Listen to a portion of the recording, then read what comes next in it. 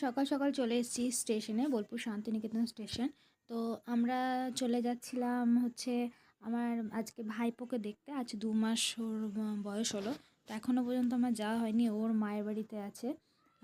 তো আমরা এখন সেখানেই যাব। তো এই যে আমার মেয়ে খেলছে, ব্যাগে বসছে। আমি গেছিলাম, আমার বাবা গেছিলো, আর এই যে আমার বর, মেয়েটা সবাই মিলে গেছিলাম। ট্রেনে আসতে প্রচুর লেট। যে ট্রেনে এবার আমরা চেপে গেছিলাম। এই যে বসে রয়েছে আমার মা জননী, আর এই যে ও আর আমি, ওর আর আমি দুজন মিলে বসে বসে গল্প করছিলাম। আর মেয়েটা এখানে ওর দাদুর সাথে বসে বসে গল্প করছে।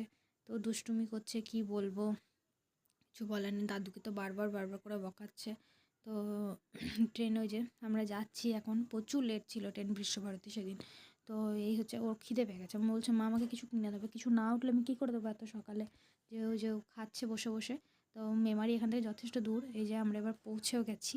এই যে আমি এখন নিয়ে একটু আদর করছি ভাইপোকে, যত হোক ভাইপো বলে কথা, কোলে না নিলে হয়, একটু আদর না করলে হয়।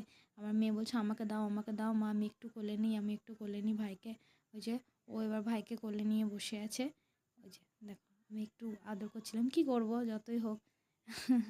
আর এই যে দুষ্টুটা এবার কোলে নিয়েছে ভাইকে, বলছে আমি ভাইকে বাড়ি নিয়ে যাব মা, এখানে রেখে দিও না, আমাদের সাথে নিয়ে চলো, আমি ভাইকে কোলে নেবো, ভাইয়ের সাথে খেলবো। হ্যাঁ সেটাই বাকি আছে, এবার এবার যাওয়ার পালা।